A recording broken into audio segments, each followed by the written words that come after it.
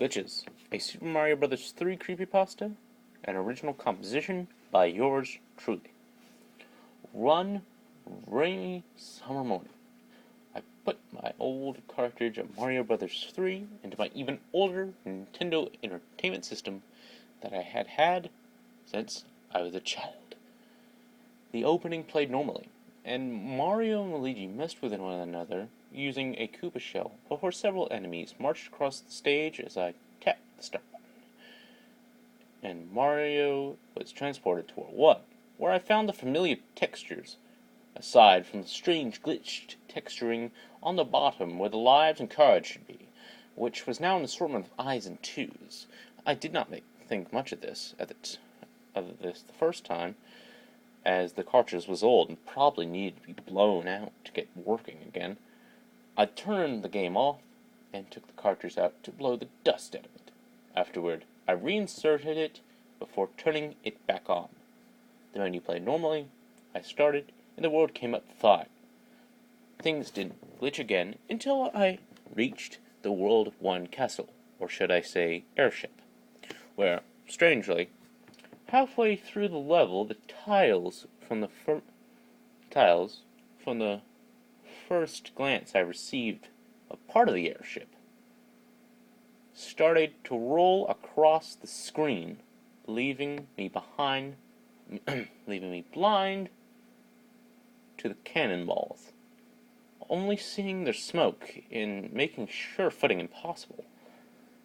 Though the tiles had changed, the places where one may stand didn't. However, after almost 2 decades of playing this hit game, I practically knew the layouts of most of the levels by heart.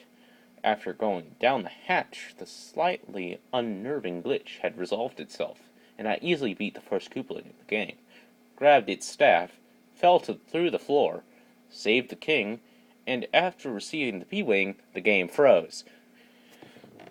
I turned it off and jiggled the cartridge in the machine, and turned it back on. At first, only to see an array of clouds replace the curtain that came up. A common occurrence, which is why it didn't faze me much at all. But as those curtains raised,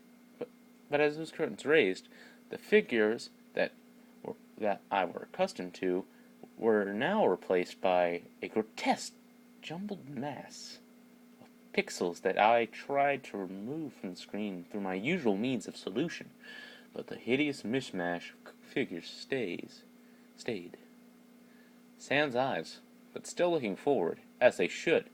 But through that poor Nintendo graphics, it appeared as if they were looking at me, staring lifelessly. Without much of an option, I continued to play the unfixable game that I had adored since my youth.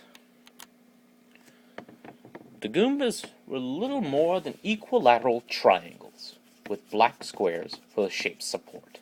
And the Goombas were little more than awkward and repulsive shapes whose uncomplimentary coloration were sore on my eyes. They moved at fluctuating speeds, all to the broken chirps and clicks that this game's sound chipping left me with.